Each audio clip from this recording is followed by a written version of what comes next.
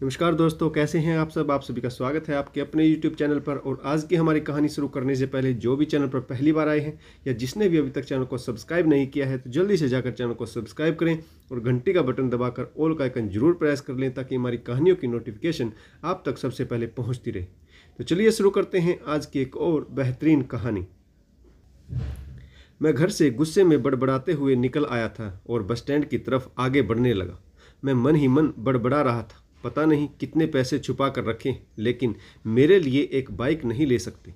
अब मैं यहाँ से चला जाऊँगा और तब तक वापस नहीं आऊँगा जब तक मैं स्वयं के पैसों से बाइक नहीं खरीद लेता।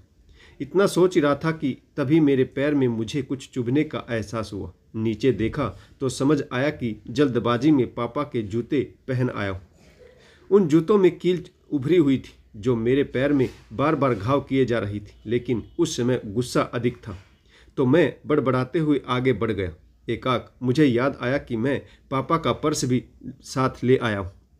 मेरे खुरापाती दिमाग में एक ख्याल आया, क्यों ना आज पापा का पर्स चेक किया जाए, जिसे आज तक उन्होंने किसी को हाथ तक नहीं लगाने दिया। पता नहीं कौन सा खजाना छुपा है इस पर्स में जो किसी को हाथ नहीं लगाने देते। जब मैंने पापा का वह पुराना पर्स खोल कर देखा तो उसमें पैसे तो नहीं मिले, लेकिन पैसों की जगह पर एक डायरी रख। तब मैंने सोचा, ओहो, तो यहाँ खजाना छुपा रखा है। मैं समझ रहा था कि यहाँ पापा ने लिखा होगा कि किससे कितने पैसे लेने और किसको कितने पैसे दिए, लेकिन मैं गलत था। जब मैंने उस छोटी सी डायरी का पहला पेज खोल कर देखा तो वहाँ पर जो लिखा था वह थोड़ा सीरियस कर देने वाला था। डायरी में जो लिखा था उसे पढ़ने के बाद मेरे चेहरे पर जो एक्सप्रेशन थे वह गायब हो चुके थे, क्योंकि डायरी में वैसा कुछ नहीं था जैसा मैं सोच रहा था। वहाँ पर उन पैसों का हिसाब लिखा हुआ था जो अलग अलग कामों के लिए अलग अलग लोगों से उधार लिए गए थे। उस लिस्ट में कंप्यूटर के नाम पर भी पैसे लिए गए थे। कुछ यूँ लिखा था, 50,000 बेटे के कंप्यूटर के लिए।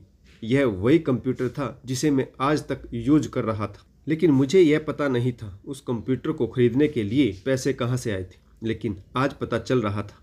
मुझे आज भी याद है जब मैंने पहली बार कैमरे के लिए जिद की थी, जो मेरे पापा ने मुझे 2 हफ्ते बाद बर्थडे पर ला कर दिया था, जिसे देखकर मैं बहुत खुश हुआ था। और मुझे खुश देखकर मुझसे कहीं ज़्यादा अगर कोई खुश था तो वो मेरे पापा। अब मेरे चेहरे से गुस्सा एकदम गायब हो चुका था। जब मैंने आगे का पन्ना पलटा तो वहाँ पर कुछ विशेष लिखी हुई थी। पहली जो विश थी उसमें जो लिखा हुआ था, अच्छे जूते पहनना। यह बात मेरी कुछ समझ में नहीं आई। तभी मेरा पाँव अचानक सड़क पर भरे हुए पानी पर जा पड़ा और तभी मेरे पाँव में कुछ गीलापन होने का एहसास हुआ। जब मैंने जूता उतार कर देखा तो उसका तला टूटा हुआ था।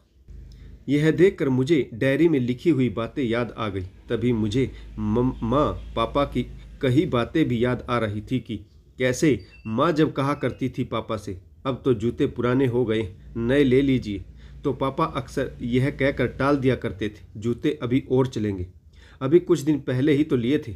मुझे आज समझ में आ रहा था कि कितने दिन और चलेंगे। साथ ही साथ यह भी समझ आ रहा था कि पापा पर्स को क्यों छुपा कर रखते थे।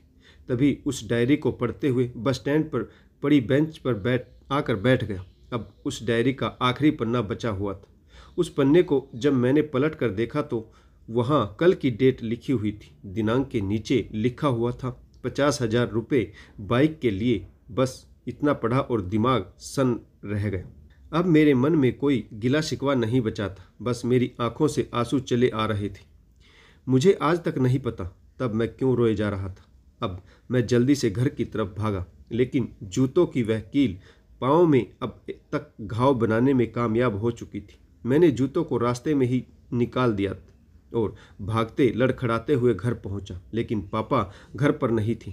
मैं समझ गया वह कहाँ गए थे। मैं सीधा पास वाली बाइक एजेंसी की तरफ भागा। पता नहीं आज कहाँ से इतनी ताकत आ गई थी कि मैं भागते हुए थक ही नहीं रहा था, और वह भी बिना जूतों के नंगे पैर। जैसे तैसे मैं बाइक एजेंसी पर पहुंचा। पापा वहीं पर थे। मैंने पापा को दौड़कर गले लगा लिया और मेरी आंखों से आंसू रुकने का नाम ही नहीं ले रहे थे।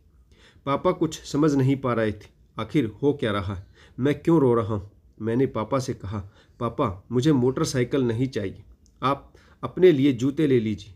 अब आज से मैं जो भी करूँगा अपने परिश्रम से अपने बलबूते पर पढ़कर करूँगा। एक शख्स ऐसा भी होता है जो हमें छुप कर प्यार करता है, वह है हमारा पिता, जो अपने बच्चों से उन्हें बिना जताए छिपा कर प्यार करता है, स्वयं की इच्छाओं को मारकर बच्चों के लिए सपने देखता है और उनकी खुशी में ही खुश हो जाता है।